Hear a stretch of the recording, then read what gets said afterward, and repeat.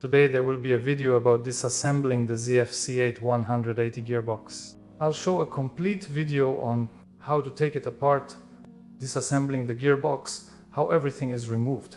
Then there will be a video about diagnosing defects, what parts are needed, and after that there will be a video about assembling it, so I'll fully assemble it.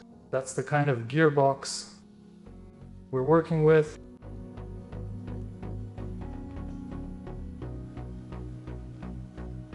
The mileage is over 1 million.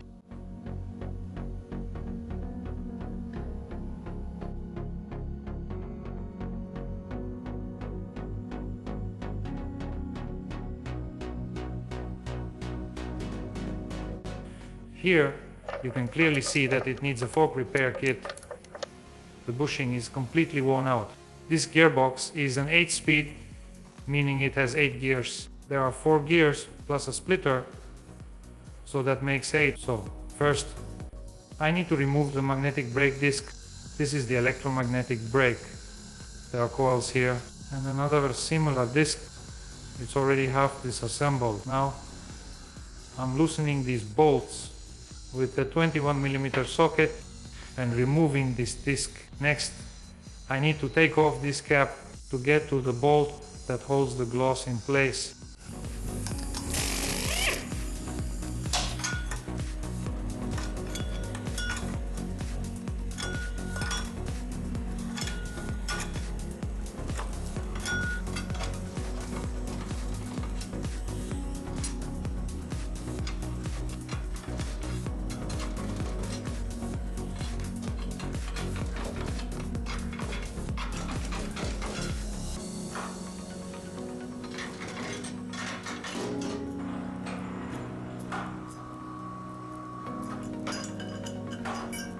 It was stuck right here and was sitting really tight.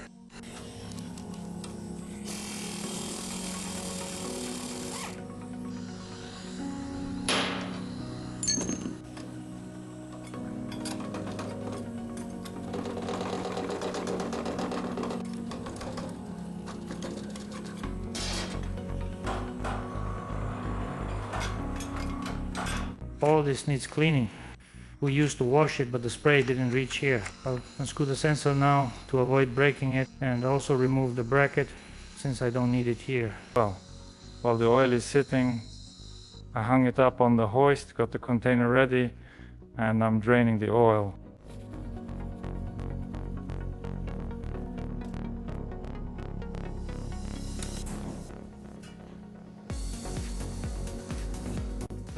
There's not much oil, but all right. Let's wait and let it drain. We'll wait.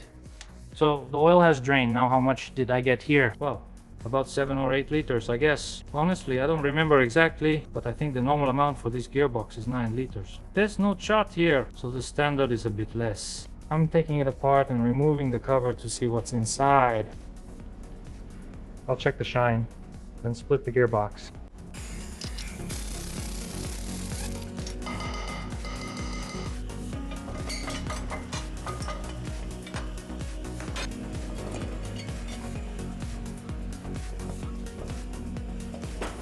The crane is in good condition, like new.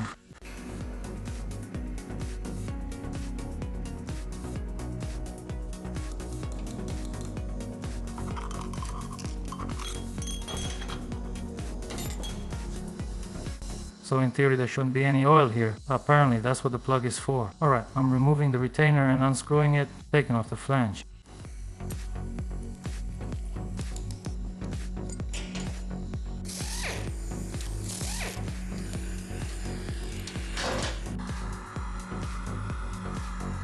Now I'll try to remove the flange with a hammer. If it doesn't come off, I'll have to set up the puller. It's a 50-50 chance here.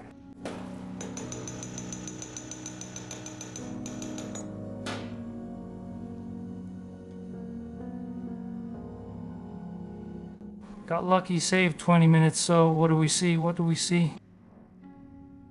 There's some residue, which means the oil isn't great. The bearings seem to be intact though. Alright, I'll keep taking it apart. Alright, next I'm removing the gear shifting mechanism.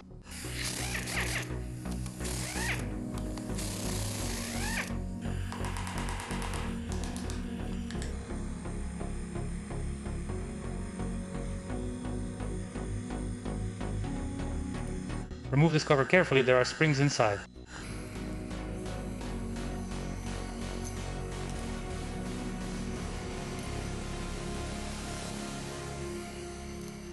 So far everything looks good visually. Usually these protrusions get worn down, but visually they seem fine.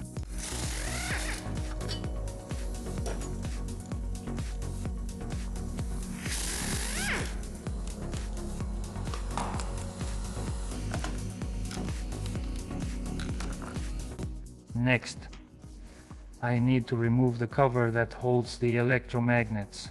I have to unscrew all these bolts and nuts around here, all the ones that are exposed. I've unscrewed all the bolts and nuts, now I'm taking it off.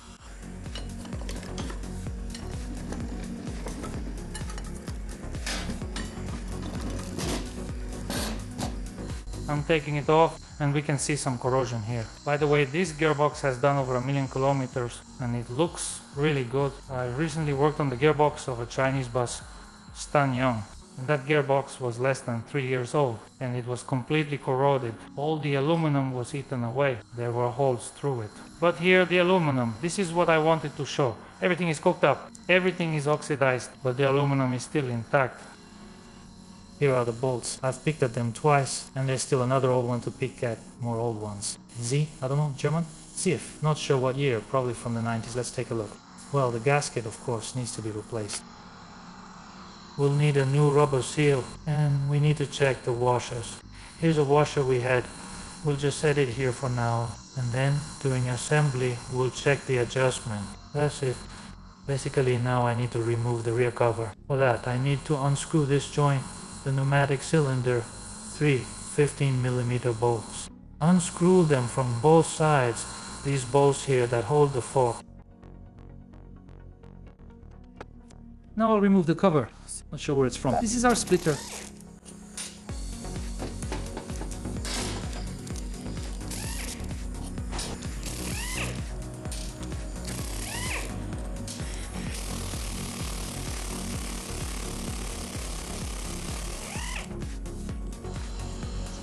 These are the bolts, they hold the fork in place.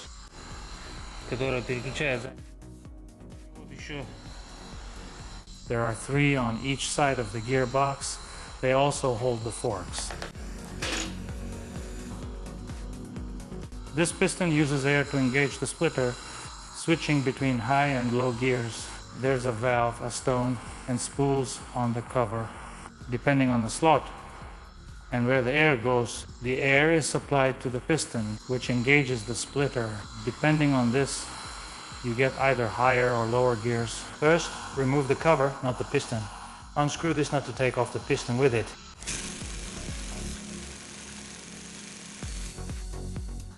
It's best to put the bolts from each cover into a separate box, so it's easier during reassembly later.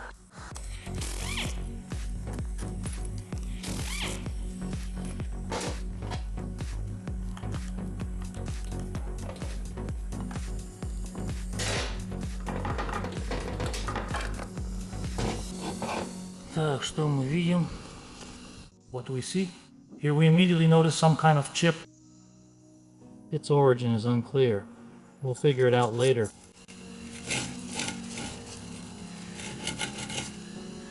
Видим вот эту вот грязь. Это значит масло было плохое, коксовалось, горело. This is our splitter. Now I need to take the splitter out of the case.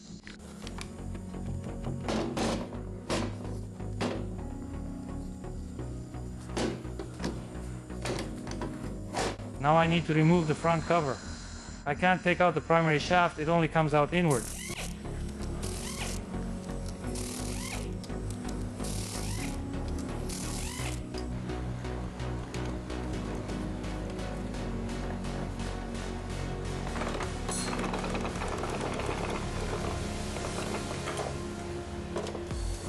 Well, the primary shaft can only be removed inward, so I didn't really need to take off the cap, but I did it anyway. So this is the oil pump, this is the oil pump drive, and here are the tubes for lubrication. The tube goes in there, and there are holes here too It lubricates the forks. Alright, now I need to unscrew these bolts that hold the forks. There are shifters on both sides, 3 on this side and 3 on that side. And all of this is installed with 2 shafts. There's also a filter here.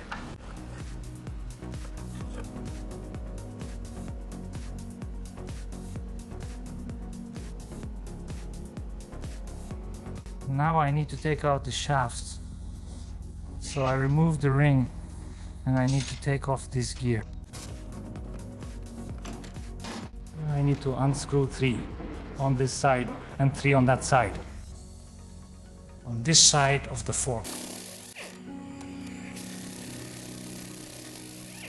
Now I need to turn it over and shake out both shafts together with the forks so I can take out the shaft. I also need to remove the reverse gear, knock out this pin, the reverse idler gear. I've taken out the ring and from the opposite side I knocked it out. I knocked out the pin. Now I'm opening this cover and taking out the gear.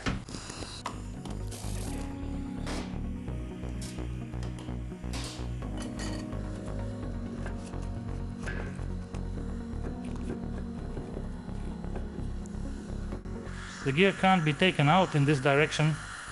You just need to lift it a bit so it doesn't get in the way of the bearing. It holds the intermediate shaft bearing. So we lift it up and now both shafts should come out. We have both.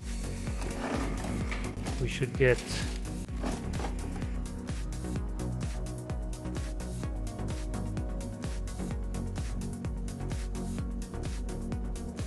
now I need to take out the input shaft to check the condition of the bearing and the seal.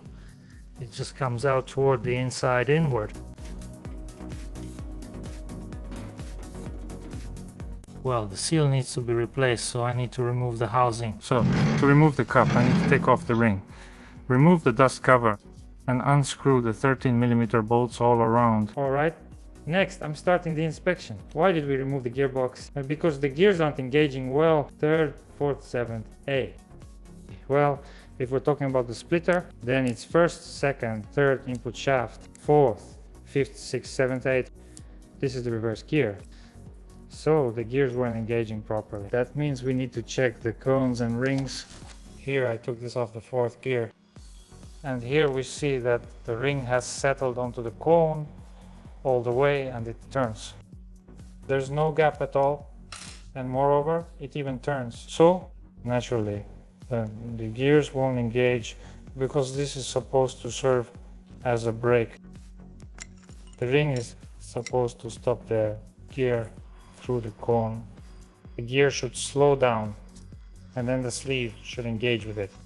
Most likely the repair will only involve replacing all the rings, all the cones, meaning all the gears 1st, 2nd, 3rd and 4th. But there will also be replacements on the splitter. The ring and cone will also be replaced. As for the clutch, I don't know yet. I'll take it apart and check. I have no questions about the gears. All the gears are in perfect condition. There are no chips, no pitting, nothing. I don't have questions about the bearings. The bearings are in good condition and will last longer. Let me remind you, the gearbox has done over 1,000,000 kilometers. So basically the only thing is that all the cones and rings will be replaced and probably the clutch will be replaced as well. Because look, I'm taking off the clutch from 3rd and 4th gear, and we can also see that these faces are worn down. They should be sharp. So the edge, like at the beginning, this edge should be clearly visible along the entire length. Here you can see that they're already worn down, and the 3rd one is even worse. So you can see what condition they're in. Well, that's because the ring doesn't stop or hold the gear in place. The gear keeps spinning. The driver still shifts the gear anyway. And this gear, the gear hasn't stopped, and that's what causes that sound, a grinding noise. Well, not exactly grinding, but I don't know what to call it. Right? And accordingly, because of this, while it's stopping, it starts to wear out. The teeth here wear out, and the teeth here wear out too. Right? So if the gear had stopped, the sleeve would have just slid into it, and that's it. So it turns out that it wears it down. Well, and accordingly, all these little seals will be replaced. There's a little seal right here, replacing the seal on the front cover, replacing the seal on the cup. So let's call it minimal repairs. The main thing is the gears. Everything is in perfect condition. We see no chips, no pitting. Everything is great. It's like a mirror everywhere. Well, I'm gonna keep taking it apart. Maybe I'll find some other details along the way, but for now, that's how it is. Oh. And these retainers will also be replaced, because you can see there's wear here too. So there are about 3 out of 1 left, but it's better to replace both the pieces and the springs because they were leaking. So it's better to change them right away. Also, I'll probably check this shifting mechanism, because if you look here, you can see there's some wear on the shaft right here. So I need to check the condition of the bearing and also check the condition of the axle. I'll take off this, what's it called? The carrier or something like that. So here there can also be wear from these little valves. Sometimes the retainers get worn out because of this, and I need to check the shaft itself. Here, for example, the oil seals can leak too. I'll need to check the oil seals. Replacing them could work, but the shaft may be worn. So I'll also be taking apart this mechanism here, because there are often a lot of issues with it. So I need to remove this bearing. I took off the retaining ring and set the puller on the hub. We also heated the bearing a bit more.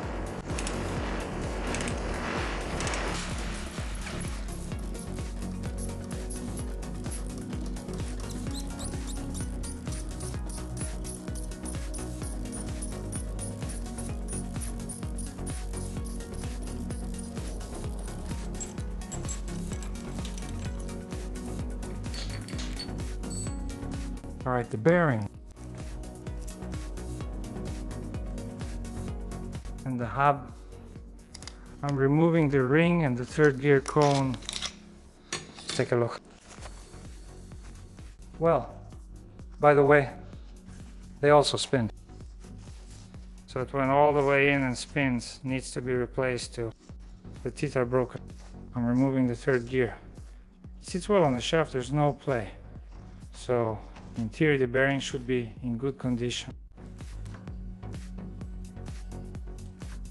You can see that where the bearing sits, everything is fine. There's no wear, no chips, nothing. I've taken out the fourth and third gears, and the reverse first and second gears come off from the other side of the shaft.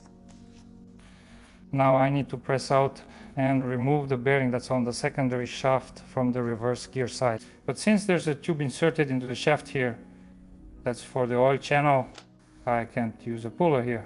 That's why I had to switch to a press. Now we'll try to press it out using a socket and a press like this.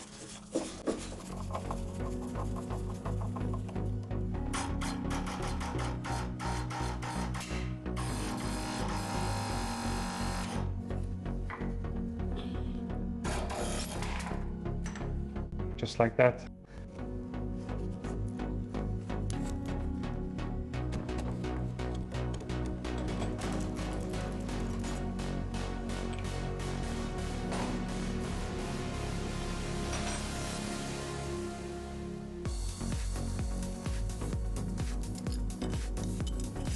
By the way, the first and second cone rings are still more or less okay. Well, what do I mean by more or less? There's still a gap, about a millimeter or so. There's still wear, anyway. So while everything is disassembled, it's better to replace the bearing while it's in good condition. The shaft is also in good condition. Alright, the coupling. If you look closely, you can see that it's a bit polished. Some parts are sharp. Alright, I'm removing the ring, taking off the first and second gear hub and removing the second gear.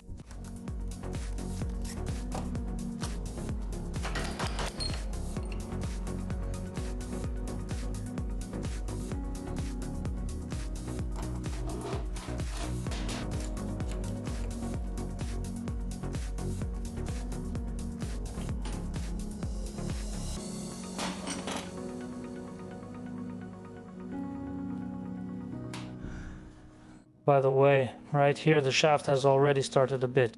If you can see, the shaft has started to get a bit of corrosion on it.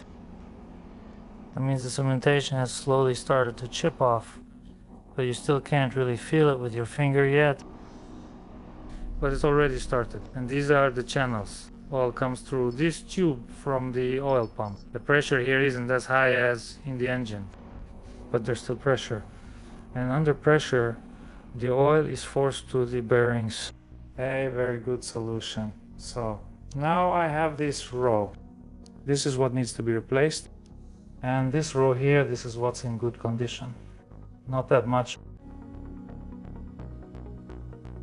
Well, now I still need to take apart the splitter. I need to check the condition of the splitter cone and ring. I'm taking apart the splitter. People bought retainers from me. The retainers are exactly the same as if on those gears the retainers are their own, like these ones, right? Then on the splitter the retainers are exactly the same as on the 6690 gearbox.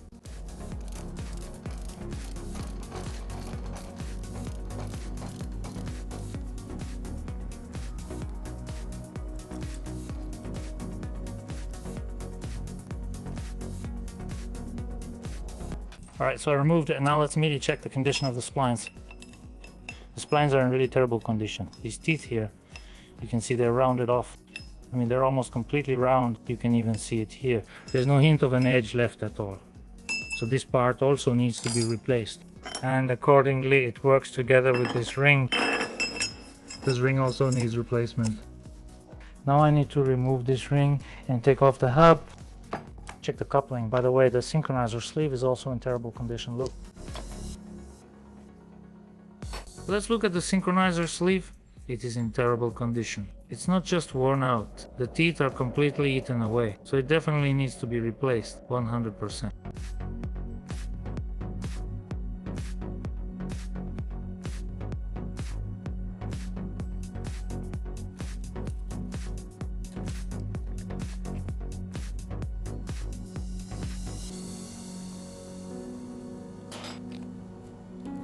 You can see how the splines are worn down. They become oval too. So this part, the one that fits into the housing with these protrusions, the cone, it also needs to be replaced, and the ring as well, of course. So after disassembling the splitter, the number of parts we need to replace has increased a lot. And basically, it turns out we have to replace everything here. The synchronizer sleeve and both cones, both rings and all the retainers. So this whole section needs to be replaced. This part here is all that remains. So in the end, everything on this side needs to be replaced. Everything on this side stays. We decided to replace the shaft as well, because you can see marks from one of the bearings, from the needle rollers. So apparently the rollers are worn out. They stop rolling and just spin in place, and that's why it gets worn out like this. You can actually feel these steps here. That's why it will start chipping in this spot and further on. That's the second point about this. On the shaft, you can see it, right? The hardened surface is starting to chip off. You can see it here. The top layer, the cementation, is starting to chip away. This happens both in second gear and in first gear. And this is our third gear. And that's why all of this needs to be replaced. All of this needs to be replaced. All of this costs, I don't know, more than 100,000 rubles. And to save money on the shaft, which will start, I don't know, after 30, 50, 70,000 kilometers, all this cementation will start to chip off, and all these metal shavings will go first of all into the oil. Secondly, the gear will get worn out instant. The needle bearing will get worn out right away, and then the gear will be ruined too. And accordingly, all these splines will get damaged by the shavings as well. That's why the decision was made to replace the shaft. It costs about, I don't know, 20, 25, 30,000 rubles. But we decided to replace it anyway. So it's basically a major overhaul. After that, we won't have to come back to it.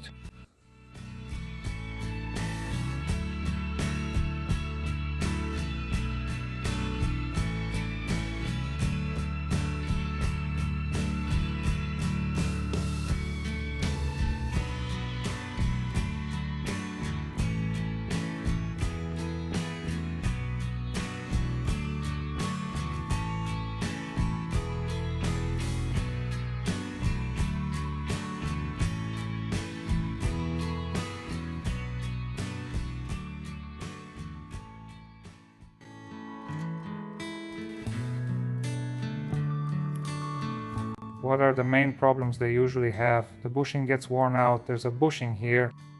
The seals get worn out. There's a roller bearing here. The needle marks are visible here. Needle bearing. You can see the wear from the needles, so you need to check it. We'll also check this mechanism. This one seems mostly okay. Usually there's a lot of wear right here. This one on this side is already worse. So this where the latch is, that's what holds it in place. You can see that it's worn out.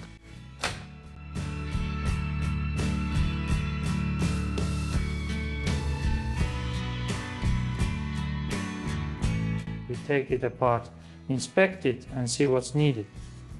The first thing I did was remove the air valve that turns the splitter on and off. Next, I unscrew the side plugs.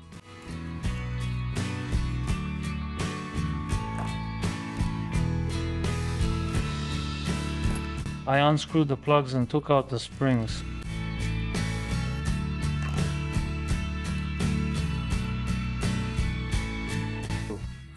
These springs provide us with additional force for engagement. So this is a protrusion here, meaning the cup with this protrusion rests against these levers. It's kind of like a trigger. It presses against them, and because of this, this spring presses on this lever, and that's what creates the additional force for engagement. Now, we take out these little barrels. They just fit in like this. And when assembling, you can set them in place with some thick brace, for example. And we take out these retainers. Two identical ones. Next, I remove the levers.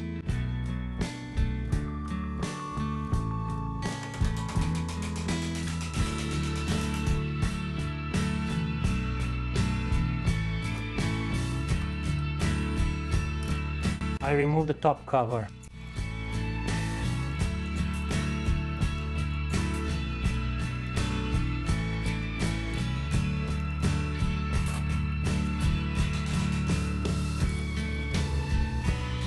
So I removed the cover and I see there's an emulsion here, which means the seals had failed and weren't sealing, and that's why water was getting inside. You can see here water was getting in. And it ate away the whole shaft because of this emulsion. The shaft got damaged like this. You can see corrosion on the catch.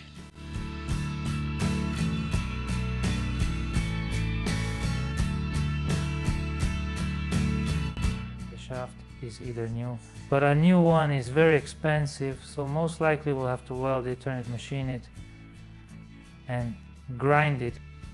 There's a bronze bushing inside, I'll show you later. These seals also need replacing. There are two of them here, I'll repeat.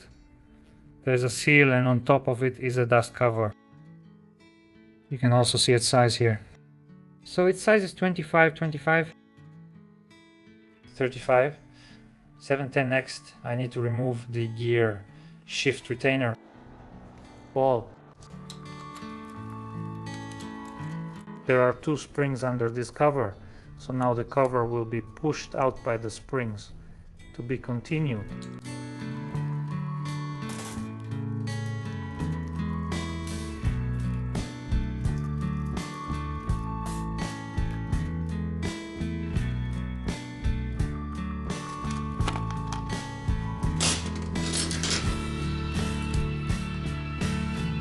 Here's the retainer.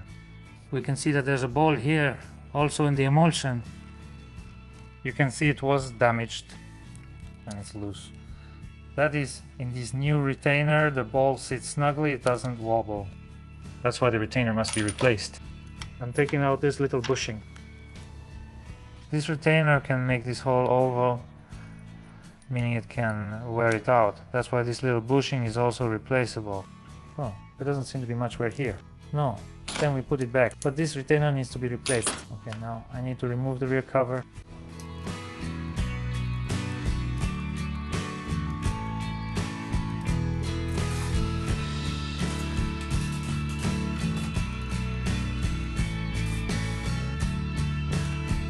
There's also a needle bearing in this cover. It also needs to be replaced. Also, before disassembly, I recommend making marks. Number 1, 2, 3. I made marks showing how these retainers are positioned. Alright, next I need to knock out these keys. Here's one key and here's the second one. So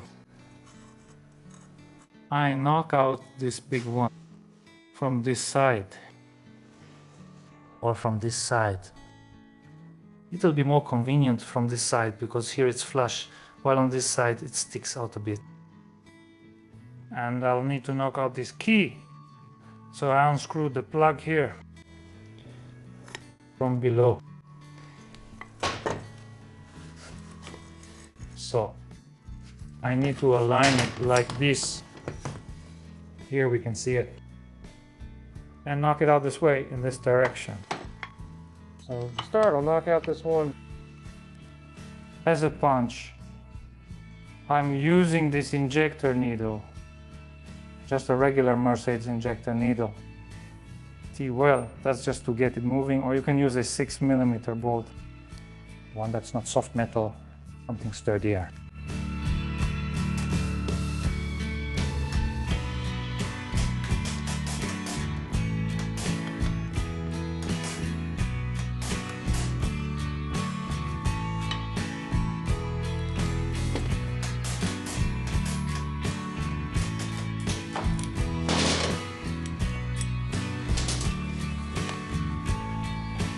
A key like this.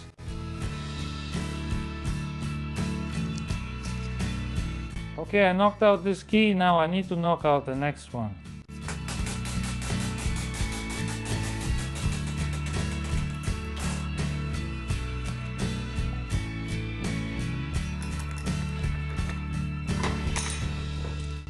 Next, before I take out the shaft, I need to remove these little barrels here. By the way, one of them already fell out. These little barrels directly move these levers.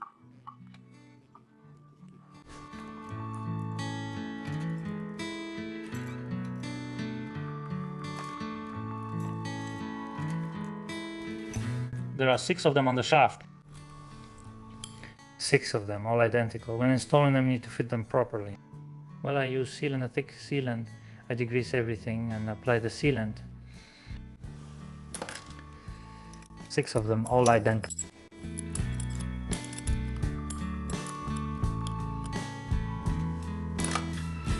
Okay, and I dropped 2 of them. Well, I'll get them later. And now I'm taking out the shaft.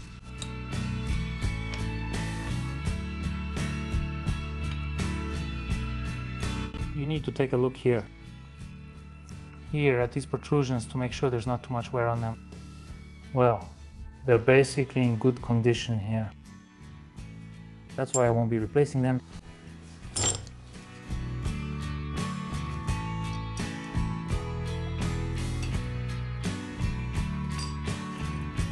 Basically, this part here is called the carrier. The carrier meaning it carries. Basically, it's still more or less okay. Right here, where the retainer moves. There's a bit of wear. But, well, okay, a decision about replacement will still be made. But basically, you can still keep a part like this. Here I have 2 little barrel-shaped pieces that fell out.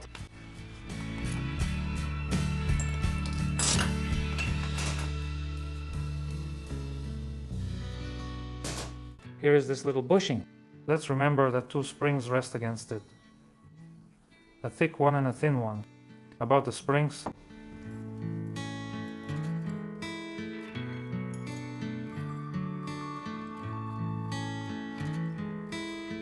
There are 2 springs on the shaft. One is thin. It rests against the first retainer, the first snap ring, and the washer. The second one is thick, resting on the second ring and directly on the bush.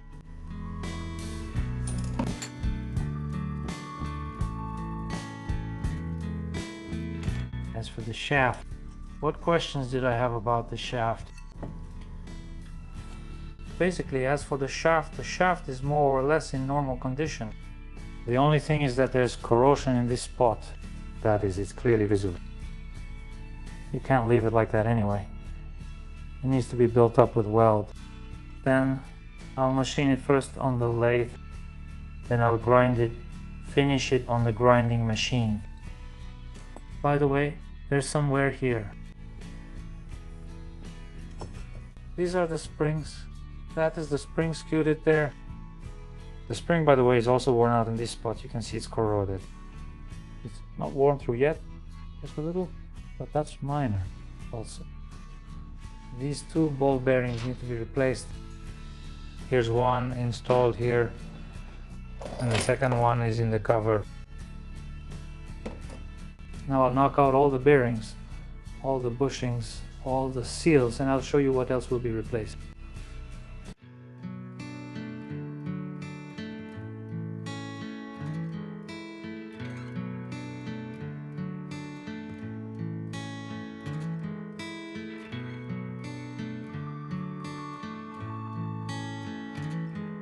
So, well, here's what else I want to show. As I showed, inside the cover I have a seal, and on top there's a dust cover. There's also a bushing there. So these seals got hardened and water started getting inside. And accordingly, it started to corrode the bushing. You can see the wear and corrosion on the bushing there. And the shaft as well. The water caused corrosion. And so now I have this. The cover sits like this. I mean, well, everything is broken like this. The bushing needs to be replaced. The bushing, okay, it's not a problem to replace it, but what should we do with the shaft? The shaft, a new shaft costs more than 30,000, so it's quite an expensive part. That's why I'm going to build up this shaft with weld and grind it now. I just want to give some advice to recommend that if you have an 8-speed gearbox on an 8080 and it's already run a decent amount, like 500,000 or more, you can just remove this cover. This is where the shifting happens. And this is where the gear selector is attached. Remove this gear selector lever. Unscrew these 4 bolts here. Just pull off this cover. And check the condition of the oil seals. That is, so you don't miss the moment when they fail, when they harden and start letting water through. In other words, it's just a simple repair. For a small amount of money you can replace the 2 oil seals and, for example, change the bushing if it's already worn out. But by doing this, you'll save the shaft and save a lot of time and money. That's the kind of advice I'd like to give. So let's see what I have to replace. 2 of these needle bearings. The retainer must be replaced. The ball is loose, so it needs replacement. It needs to be replaced, but you could still leave it in. Put this wear here. It's not that critical. Still, since everything is already taken apart, might as well replace it. I'll change these little bushing too, like the wear from the springs. And also, since water got in, it's all corroded, so I'll replace it too.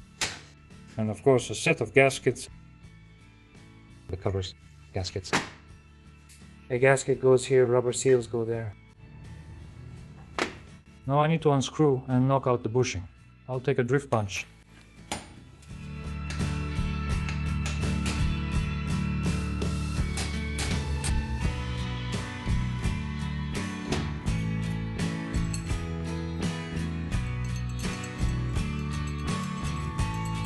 Oil seal.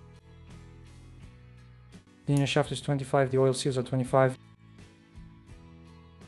23 meters. 7.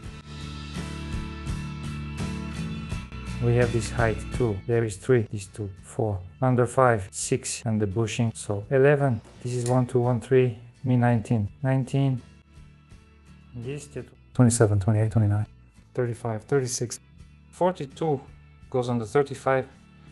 Surfacing, turning, 36. Basically regarding disassembly. Regarding 37, 40, 41. 43, 44, 44, 45, 46, 46, 47, 49, 50. The bushing moves. where the oil seals move. Loaded it, 51, 52. I will, 52. The working surface. So for 53, 55, 56, 58, then 59. I need to get the size to 25.00, but no. So the shaft, I centered it 60. It doesn't matter here since it was welded anyway. 63, 64, it's a bit. 65, with run out 66, that's okay, I'll fix it on the grinding machine. 67, 68, 69, I'll bring it out. 71, 72, so I don't have any run out. 74, clamped it. 74, I'll be turning it. 75 the size. 78 is 25.378. It should come out to exactly 25. Well, I still need to go to 80, 90. Ну, мне надо еще нашлифовать. 92. Тащу под размер 25. 93. 91.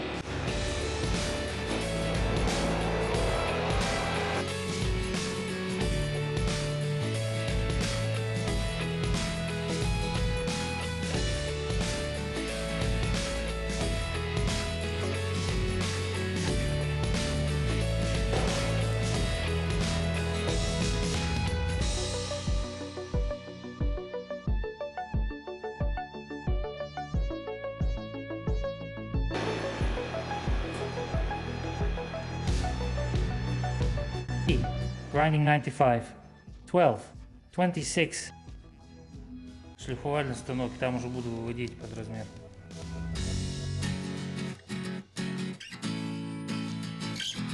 Так, значит, зажал хомут. 30, 31, 32, 34, 37, 38, 39, 40, 45, 46, 51.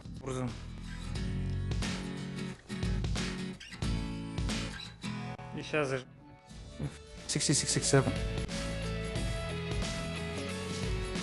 Так, значит, зажал. 71. 72, 77, 79. Ну, точнее, уже не на 83, 86. 91. 96, 96. 99.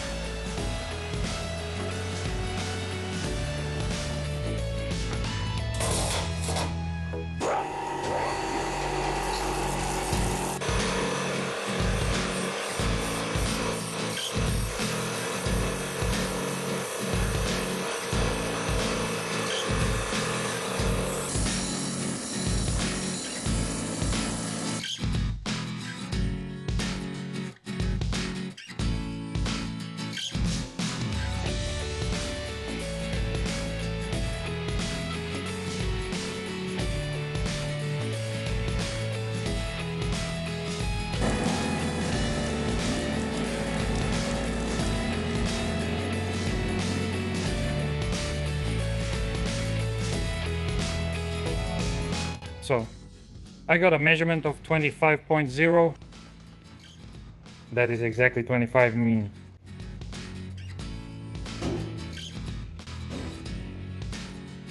Some small cavities remain here, likely due to improper welding. That's a minor thing. The shaft is a little bent here. There's a little bit here. Well, the working surface is actually this part. The bushing moves in this spot. Here's the bushing, this spot. And there are two oil seals here, so it doesn't really matter much. It's not a big deal. Of course, the question is whether it's worth repairing the shaft or buying a new one. Naturally, a new shaft would obviously be better. That's obvious. But a new shaft costs, I don't know, 25 or 28,000. So just this iron rod alone costs 28,000. So that's why, of course, this way it's a free repair. So they welded it with electrodes, machined it. But again, the quality of such a repair. For example, I'll say that there are gearboxes I worked on, let's say 2 years ago. Like how I made these shafts, and they already have play in them again. So naturally, it's just welding here. There's no case hardening or tempering here. You could temper it, but I don't know how. So whether this repair is sensible is up to each person. Is he ready to spend 28,000 on this shaft or repair it like this? And so that it would last another 2 or 3 years. wooden. Alright, that's it. The shaft is ready. This is how it turned out.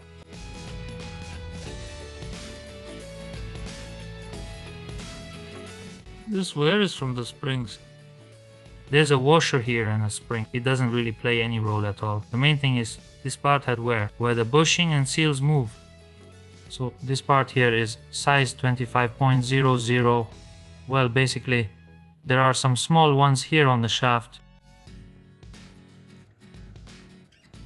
where the needle bearing moves. But I can't even feel it with my fingers, so I left it as is. So basically that's the condition of the shaft. I have a new bushing coming. Well, it sits like this.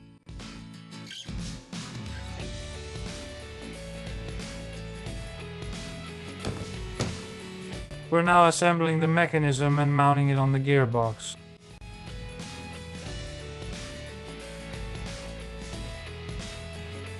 Everything is ready for assembly. Everything is washed and clean.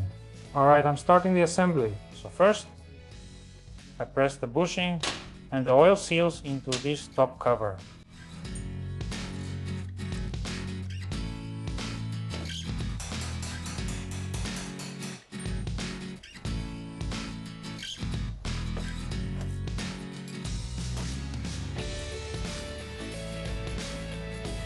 First install the oil seal.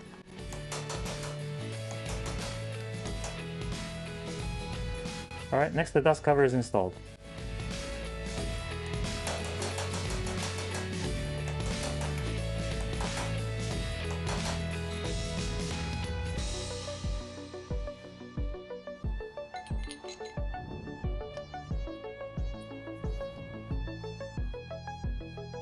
Alright, this cover is ready. Alright.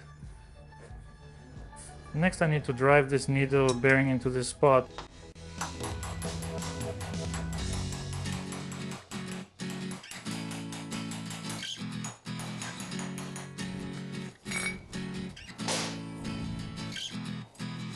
I'm assembling the mechanism. So my task now is to insert the shaft. And it gets inserted from this side. First I put in the bushing.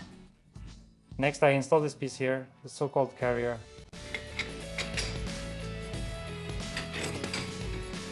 Here I install the forks. Not forks, sliders. What should I call them? This is how I mark them. 1, 2, 3. Washed and reassembled them the same way. You definitely need to make marks because without them it's very difficult to put everything back together from memory. This is how I install them.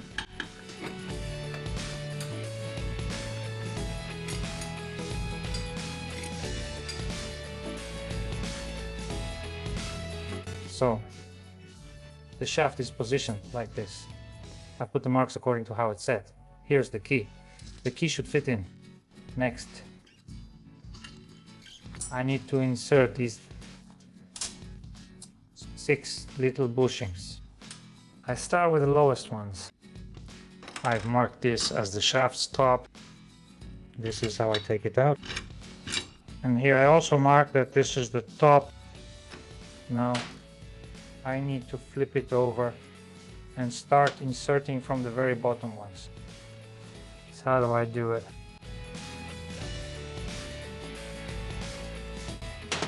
I put sealant in there, wipe off the excess.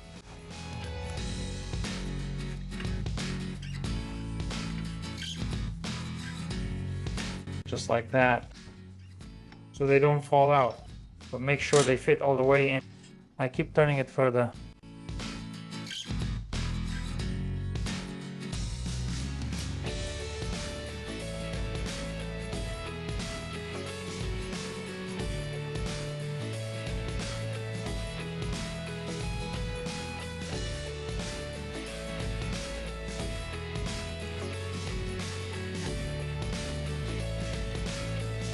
Alright, that's it. I've set them in place. Now I'm lining up these shift forks and the shaft. This is the top of the shaft here. And like this. So there are slots in the forks. I keep all 3 forks straight and I need these barrels. I need these barrels to fit into these forks. like this. That's it. Now we can see that the forks have already engaged. There. That's it. The barrels are secure now and won't fall out. I forgot. Should have put the rings on first. I'm taking them back out.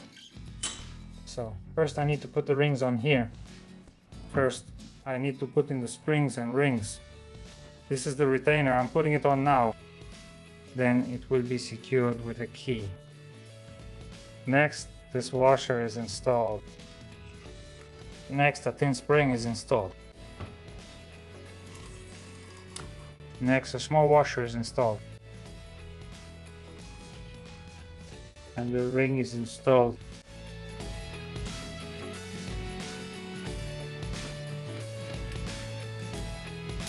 So, the ring is installed on the second groove. The second groove, here are the bushings. That means my spring will rest against this ring. The small spring will rest against this ring. Next, the large spring is installed.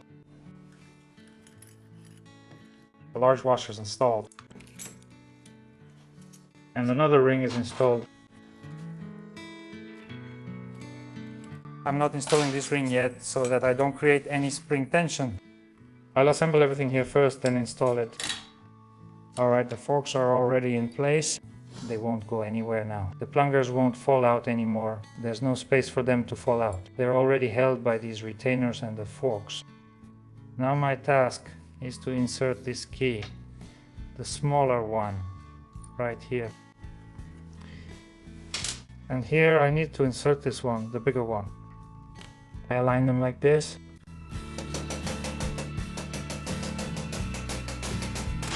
Alright, I've got it in place now. Align it, then insert it. Alright, that's it. I've got it in place too. Okay, the spring and this are both in place. Put the barrel pieces in place. Strip is in place. I've installed the bearing. Okay, I'm fully driving in the keys now. Okay, that's it. I've driven the keys in. Now I'm putting it back in place. I'm putting this ring back in place.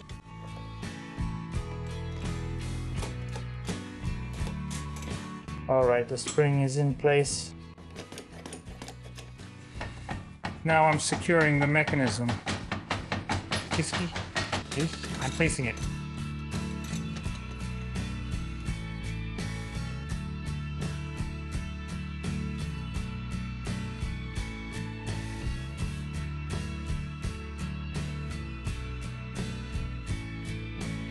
Okay, I'm putting the lid on.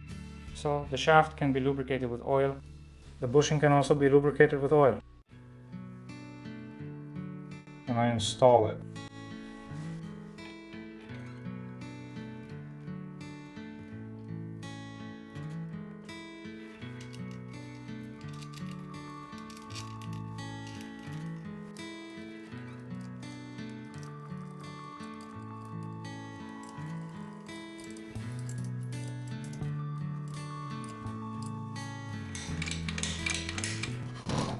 So we can see that there is no play on the shaft now.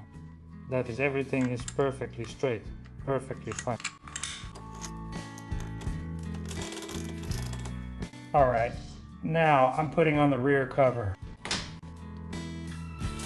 I dropped it.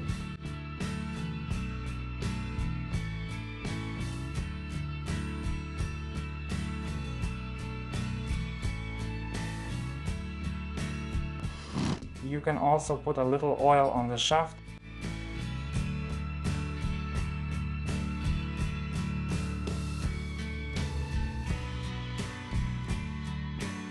This is how it all comes together. One goes in. This is the retainer. The second retainer goes in.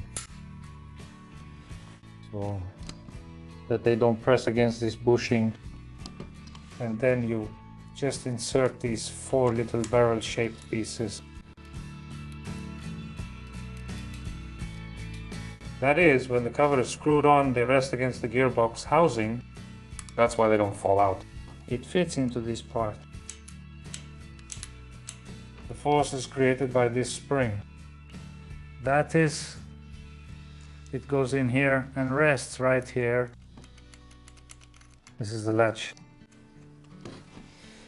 And here you just tighten it. This cap here, it compresses this spring. It's the same on the other side.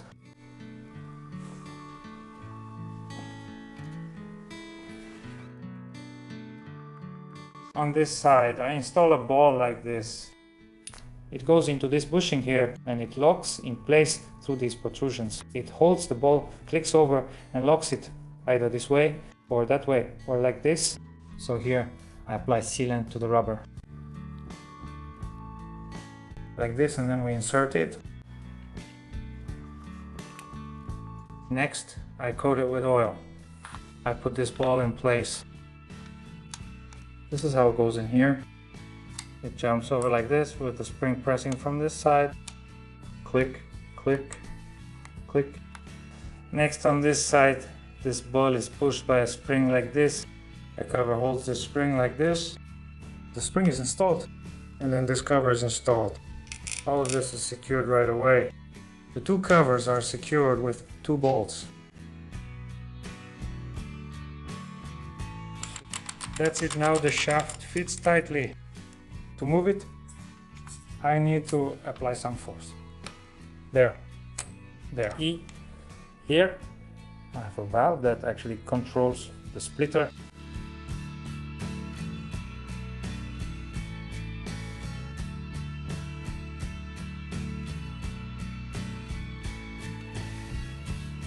I'm putting the lever on facing up for now. If needed, I'll move it here onto one of the sheets on site. For now, I'm tightening it. Alright, that's it. The lever is tightened. This is how it works now.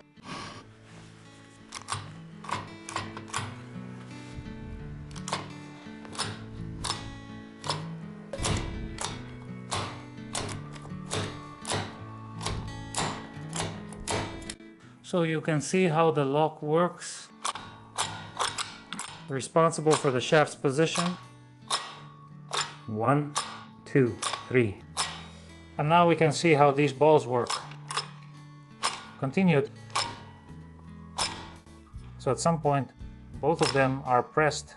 At some point, only one is pressed. Okay, my mechanism is assembled.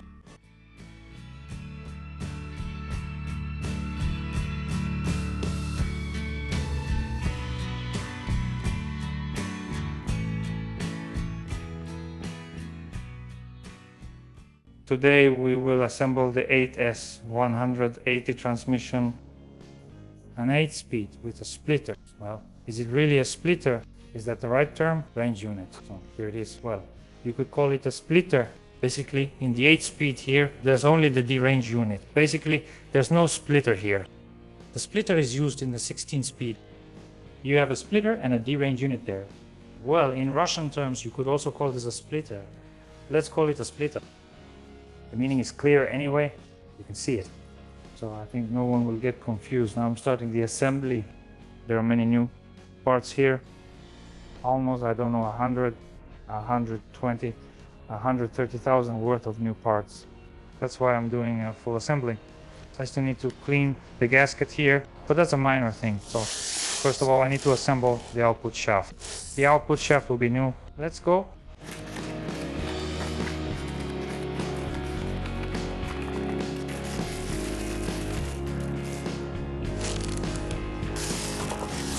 Right away, we can see that the new shaft doesn't have this, there's no oil tube.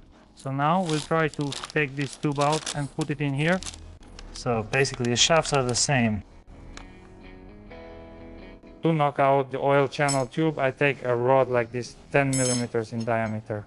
I push it through and press it against the tube. Continuation. Now I need to drive this oil tube into the new shaft. Of course, you could make a special tool for this, but a size 14 socket fits just right. Stops there, and you don't need much force. But I'll only do this after I assemble the main shaft. I'll put on all the gears and assemble it completely. And then I'll drive in this oil tube.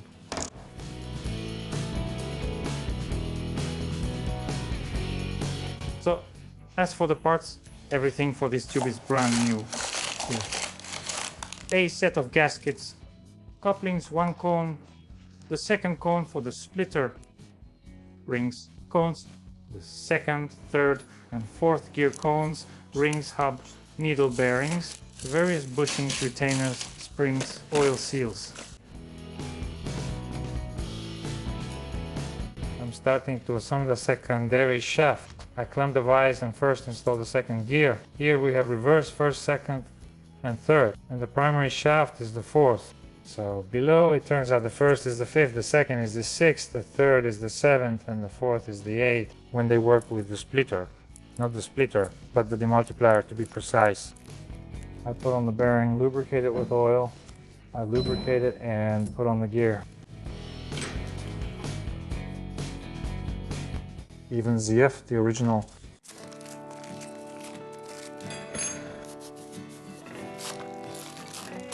Continuing, I'm checking how the new ring and the new cone fit, so we can see what the clearance is. Alright, the gear is installed. Now I'm putting in the second gear cone. Next, I'm installing the ring. Alright, next I'm installing the hub for first and second gear. Then I'm pressing in fifth and sixth gear. The ring.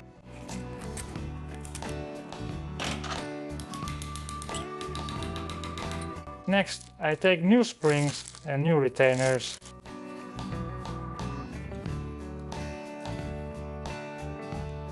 The retainer is placed lengthwise. Next, I install the first and second gear synchronizer sleeve. I need to press on the retainer with a screwdriver so the synchronizer hub fits in place. The synchronizer hub is in place. The second gear is assembled. The first gear bearing.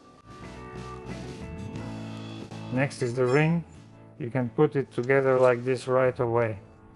These tabs fit into the spot where the spring is. The first gear cog. Next, I install the reverse gear engagement retainer. It just fits onto the splines. Ring.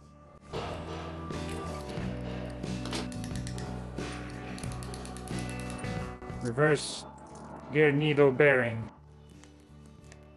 And the reverse gear itself. Next, I install the bearing.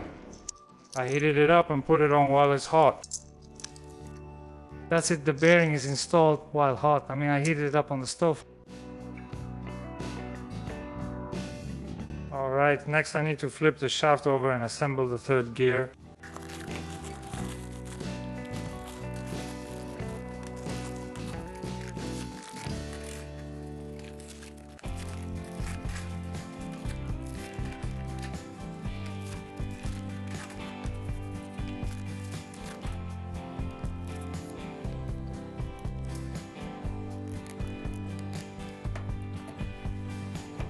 I installed the third gear, new bearings, the gear itself. Now I'm putting on the cone and the ring. Let me repeat it again, between the cone and the ring. Here's the new cone, the new ring. You can see the gap right here. That is right here in this spot. So, thanks to this ring, when the sleeve starts to move to engage these splines on the cone, the gear engages, this ring slows it down, that is, the gear is spinning. This ring slows it down and stops it. So when it equalizes the speeds, well, not equalizes but stops it. And at this moment the sleeve engages with these splines. So if the gear doesn't engage well and if the lever doesn't move smoothly, the first thing to check is whether the cone and the ring are worn out. Alright, next I'm installing third and fourth gears. I'm using the old sleeve for now to demonstrate, since I don't have the new one yet. Later I'll install the new sleeve, so I don't need to film again. I'm skipping the retainers for simplicity. There, let's say I've installed it. The retainers are installed just like on first and second gears. The sleeve goes on the same way. So here, the ring is placed the same way, and the cone is installed the same way. Next, the bearing is installed hot, and I had to heat it up quite a bit. I'll fit it to it. It's sitting on the hot plate. The bearing is heated to about 100, 250 degrees. And that's how it fits by itself. Alright, now the ring. Well, that's how it looks. And next, here we have, like this, the primary shaft. Again, about the gears, this one here is reverse. When the demultiplier is in dig, when it's engaged, this is first gear, this is second, this is third, and this is fourth.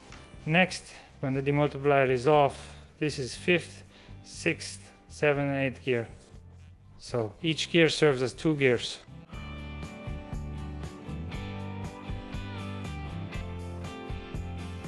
Alright, that's it. The secondary shaft is assembled. I have no questions about the intermediate shaft. I'm not doing anything with it. Now I'll assemble the demultiplier as well. Alright, moving on. Now I need to assemble the splitter.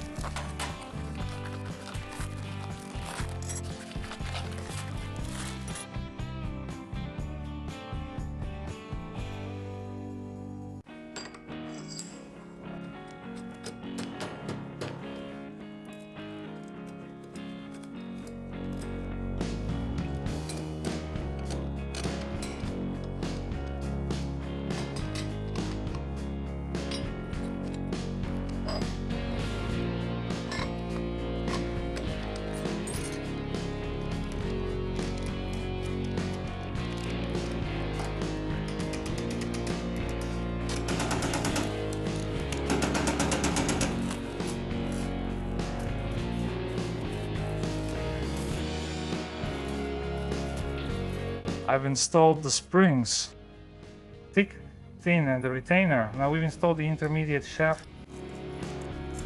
We've installed the primary shaft, and we're going to put in the spring. Alright, and we place the cones, and the 4th gear ring.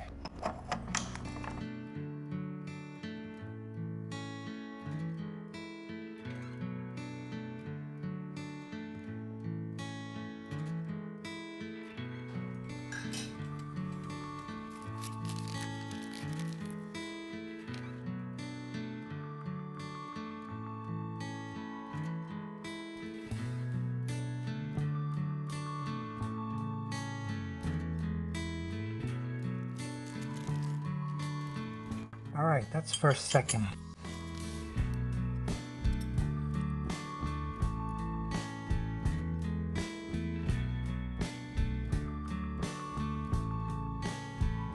So, the cover on the side of the input shaft, the cover is flipped over. And preferably like I have a table with a hole, right? So that the input shaft can go through.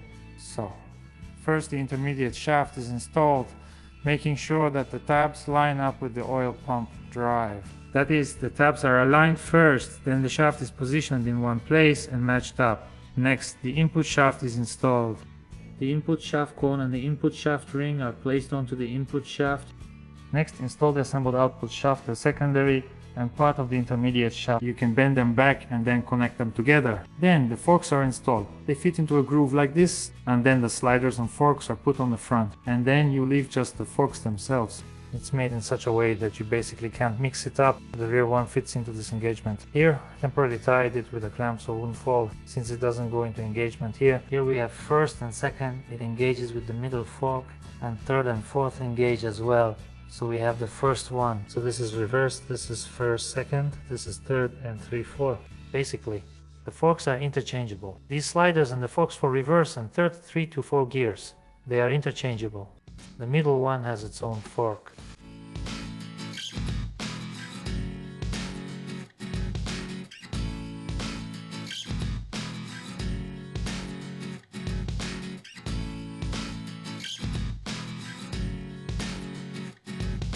You need to prepare the housing and, if necessary, degrease the mounting surface.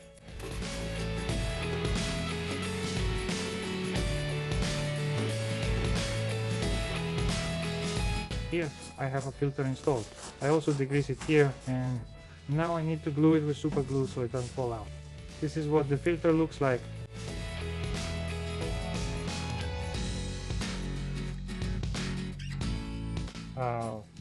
I'll leave it for now to let the glue dry. Now I'll degrease the cover as well.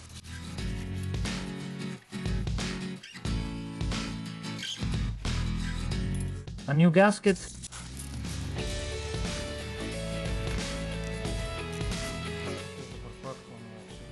Now I need to install the housing on top of the cover. What do I need to pay attention to? So, first, this oil tube needs to fit in place.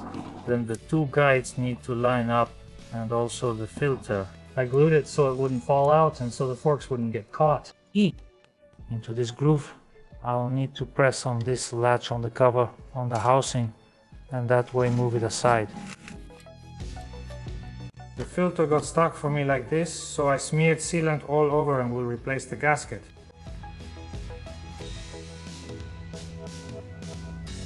Before installing the housing, I need to install the reverse gear. So I need to install the reverse gear here. It doesn't fit from this side, so you need to insert it from the inside and push it out here so that it's as far out from the shutter as possible. I insert it from the inside, and now I'll tie it up a bit here so it doesn't get in my way. Everything is coated with sealant. The gasket is in place. Everything is ready. Now, the main thing is to get into the tube so the forks don't fall apart and to align with the guides. To be continued.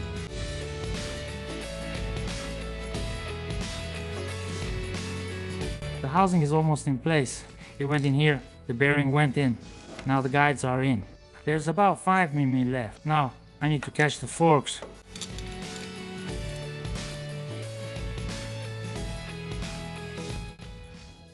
We installed the housing, and here, to align these forks, you need to pull back this lever, press it, then put in these parts that hold the forks, and also these 3 bolts that hold the forks. The reverse gear was offset like this the whole time. Now I'm aligning it. I'll put a little oil on it and insert the shaft. Alright, the reverse gear is in place. I'm inserting the bolts. You need to screw in 2 or 3 bolts around, and then you can flip the gearbox and tighten all the bolts.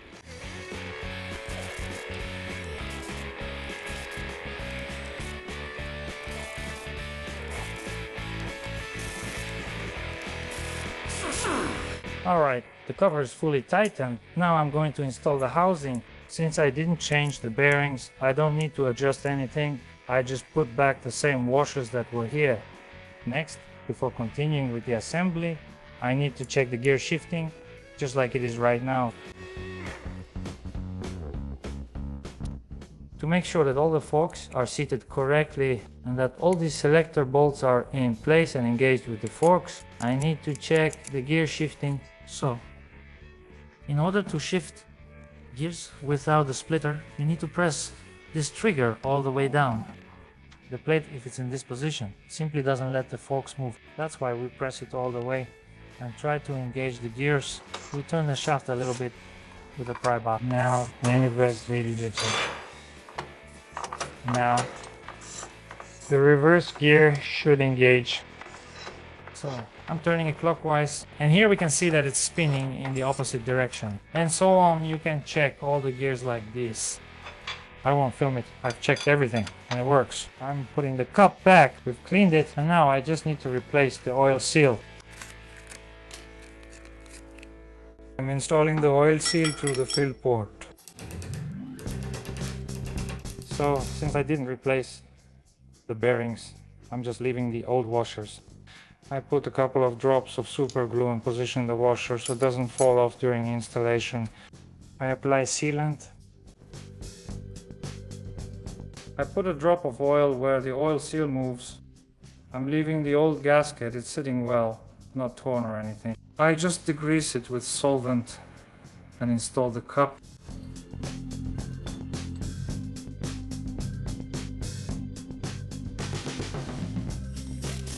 To be continued. So, I turn the gearbox over again. Now, I'm going to install the range section. I'm installing the central gear of the planetary gear set. It just sits on the spokes. Next I put on the ring.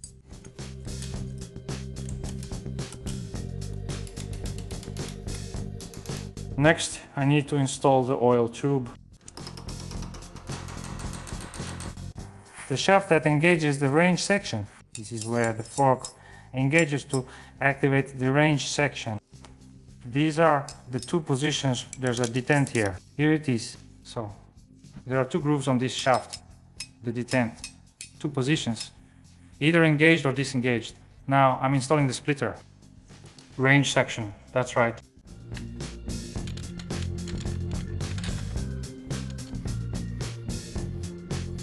Well, so it just drops in from above like this. The main thing is to make sure the splines, the central ones and the gears line up with these small gears. So the shaft goes into the groove like this.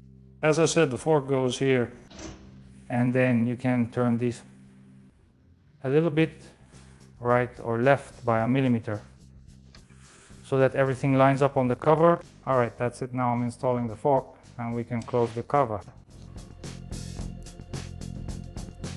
First, let's put in the range section. Then we insert the sliders into the fork. Now I need to install the fork. I'm installing the fork, setting aside, and I'm now inserting the shaft just with a little effort so it snaps over this retainer. And so this is the first position. Well, we can already put the fork on. And this turns out to be the second position. For now, I'll set it somewhere in the middle position like this so I can tighten these side holders. Everything is assembled here. Now I can close the top cover, or rather the back one. Alright, so I applied the sealant. I applied sealant here. I put sealant on the cover. Now I'm putting on the gasket.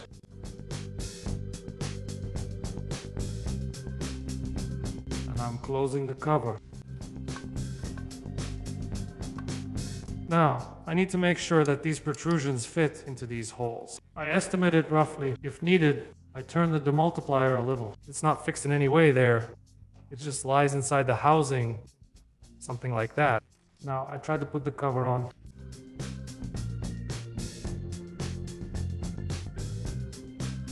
The first thing I need to do is align it with the guides that hold it. So, as soon as I put the cover on, I immediately put these bolts in place. They center the fork for me, so it wouldn't fall anywhere.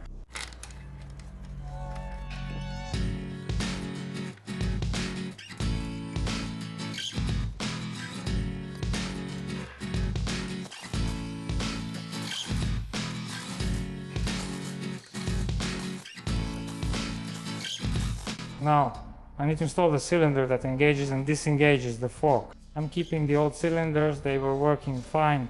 Everything's good. Alright, it's being installed. And it's better to put the nut on with some thread locker.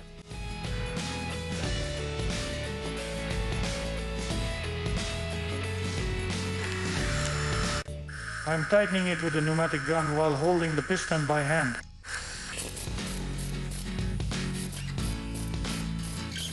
That will be enough. There's no way to tighten it anymore, because the shaft will just spin in the retainer. Now you can put a little oil on the cylinder.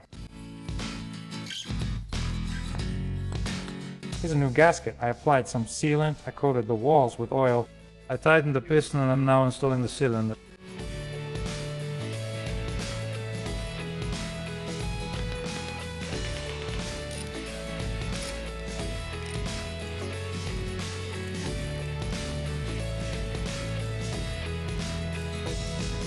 The sealant squeezed out, but that's fine. It still won't get inside.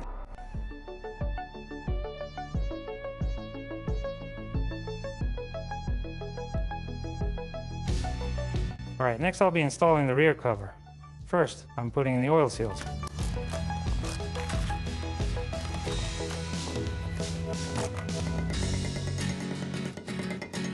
Alright, that's it, the oil seals are in. Now I need to install the washer and the dust cover.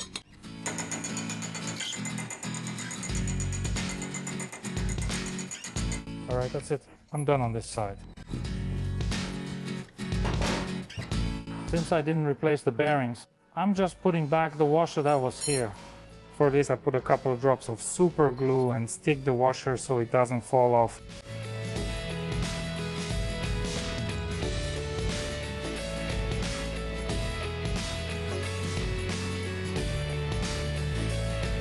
I applied some sealant. Since there wasn't a gasket like this in the kit, I had to make a homemade one. Here's what I found: some cardboard, packaging from a muffler, muffler, I applied some sealant. And I'm installing the gasket.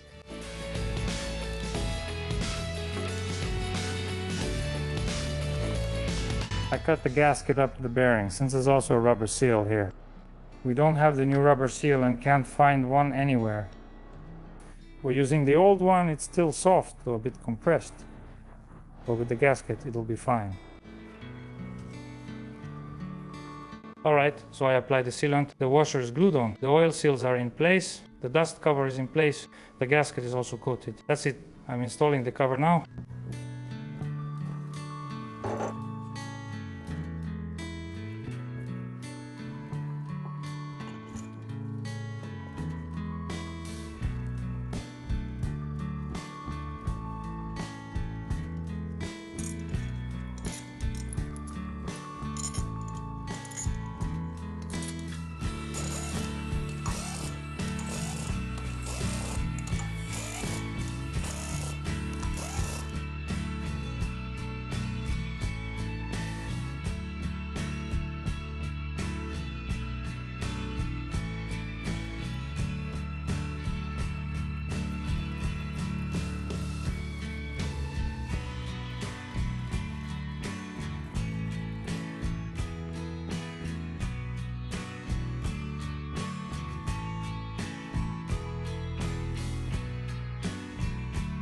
Now I'm going to install the flange. When I took it apart, there was oil right here. That means oil gets in here through these splines, between the shaft and this flange, along the splines. So of course, there was a plug here to keep the oil from leaking out, but I'm still trying to prevent oil from getting in there at all. That's why I take a simple sealant and generously coat these splines with it. So the area where the oil seals move and the area where the bearing moves, I lubricate a little with oil.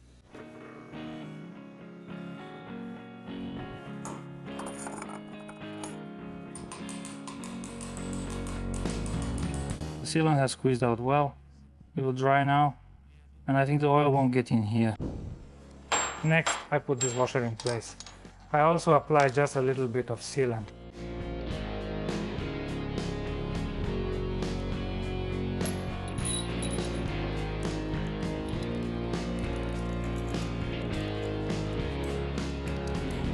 Also, these 24mm shift fork retainers are not tightened yet, so I'm tightening them now.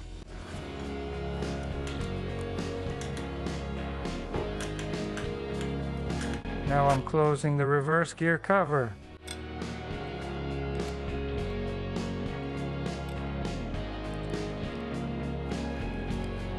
I set the gearbox down for convenience and I'm now retightening the flange. Now I need to tap it a bit to make sure everything is seated properly, just in case something didn't fit quite right. Everything is seated tightly, so I'll tighten it once.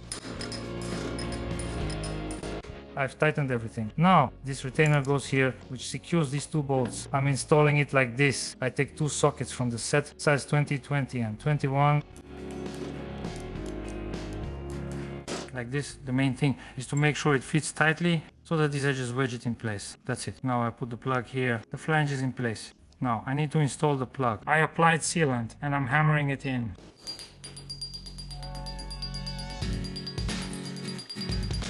The flange is in place. Next I install the retainer. This cone matches the groove on the forks. It also shows that a gear is engaged, so if any fork is pressed, this sensor gets pressed as well. Next I install the reverse gear sensor. First, the ball is placed. Now, I install the sensor that shows whether the range unit is engaged or disengaged. Again, there's a ball and a groove on the shaft. The ball drops in there, and the sensor turns on and off.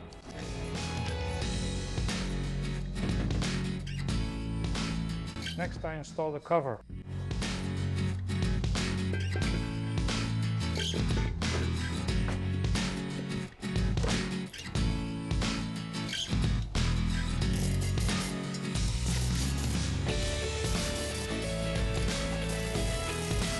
Alright, next I'll go ahead and install the dust boot.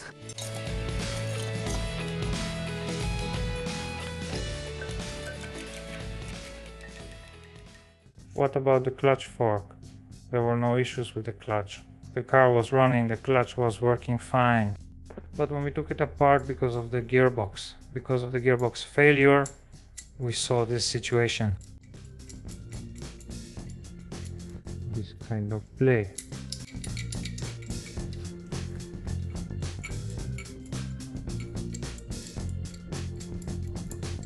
This is the situation we have with the clutch fork. So now I'm taking it apart and checking its condition. Then I'll see what needs replacing. I'm starting, so I'm removing these retaining rings.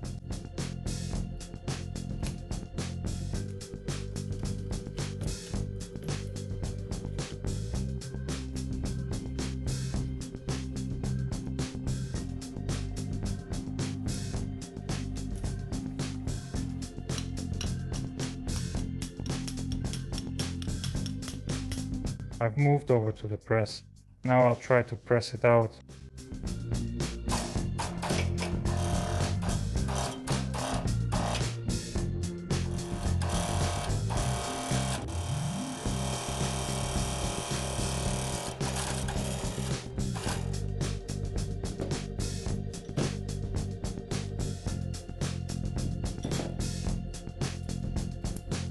So, what do we see? Well, these are just thrust washers. They've all been eaten away, broken. Well, this one's a bit better. This is our floating bearing. So, we can see that it's all crumbled.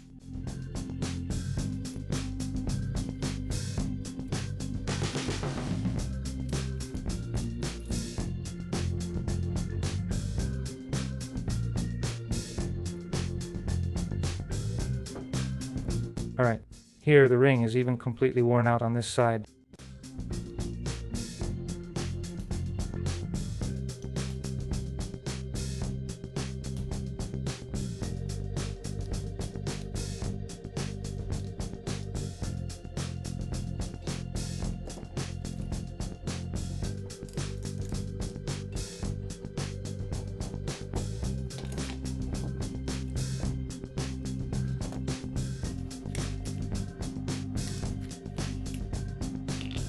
Alright, I can't even cut a second groove here.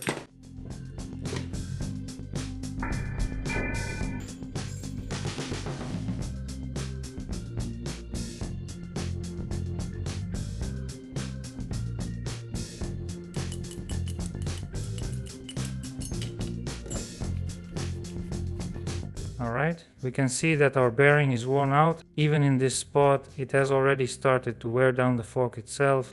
Well, it's just a little bit. It's not a big deal. I'll put in a new bearing. It'll be fine. Well, yeah, it was definitely neglected for a long time. Here, I'll have to smooth out the groove for the ring. So, this is the condition of the bearing. The outer race of the bearing.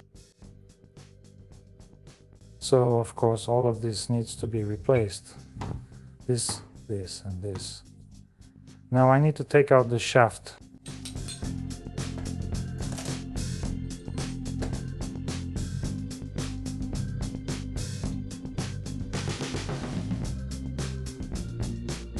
The shaft could remain, but the ring repair kit should include a new one. So now we're going to look at the ring repair kit. Okay, so the ring repair kit is from this company.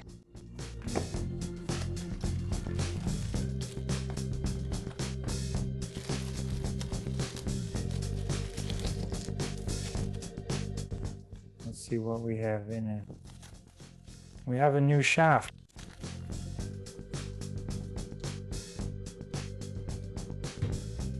Next, we have a new bearing, a repair kit.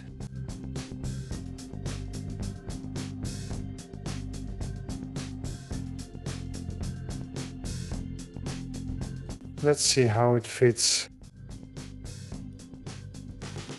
It goes in with a press. Next, we have two new washers. Thrust washer. The rings are new. 3 or 4 new rings and 2 dust covers. The dust covers are installed like this. this is how it is assembled. This part here moves, and the dust covers keep out the dirt. And there's a shaft inside. Alright, let's start assembling. So, first I need to fix this groove right here.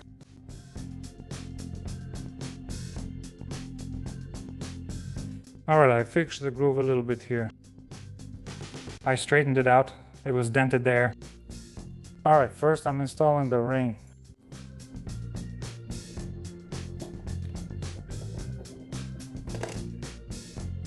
Alright, next I need to fit the bearing.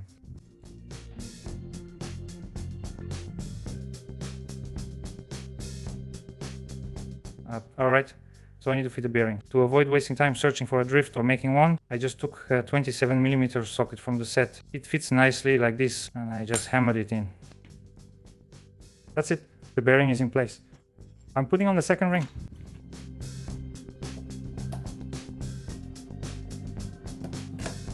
Next, I'm putting the dust boots on the washers, and I'm inserting them.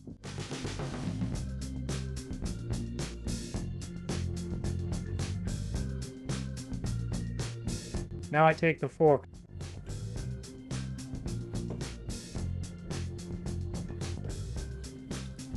It fits tightly like this.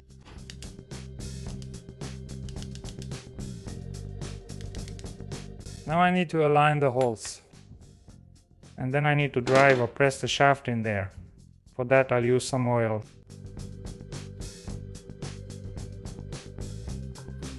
I'm trying to drive the shaft in there.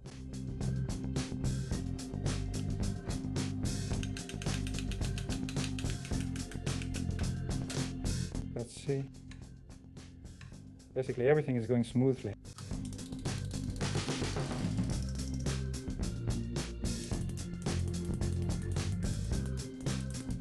Alright, now I'll put the ring on one side right away so it butts up against the stop.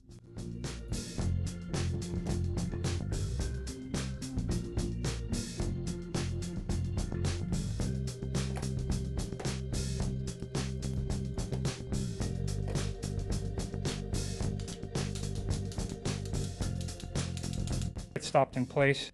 Now I need to put the ring on the other side.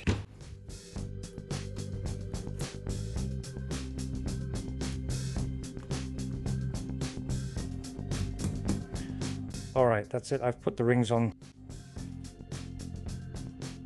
This is how it looks now. Naturally, there's no play at all now. Everything is very tight.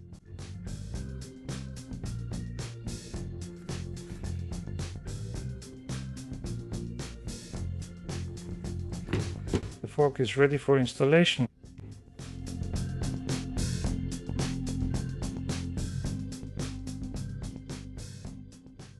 So the fork is ready, and now I'm installing it.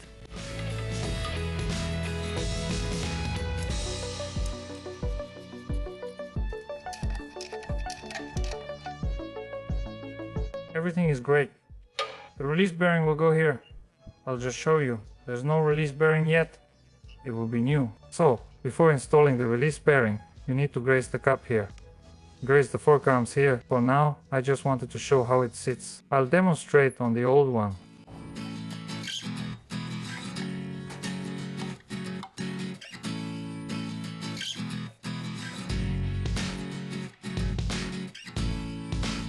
Alright, next I'm installing the mounting housing from Elma.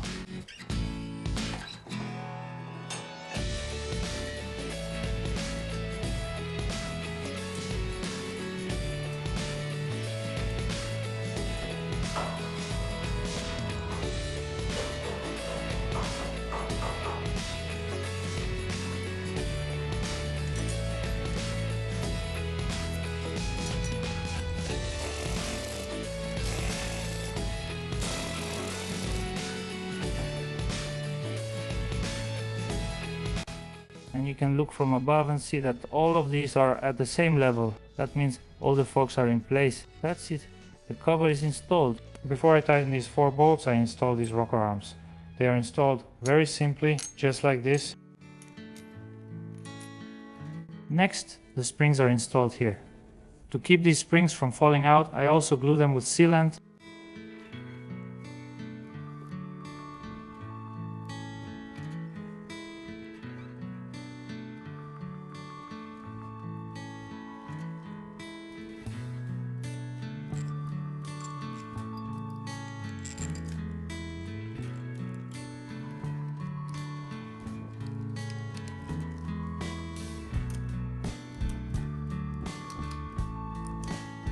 The shifting mechanism is in place, and I install the air tubes back in place.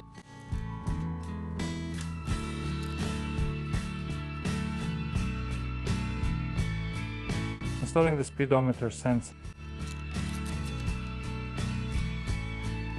So I also put back the bracket that goes here for the cables. The gears on the gearbox are shifted by cables here. I installed the speedometer sensor.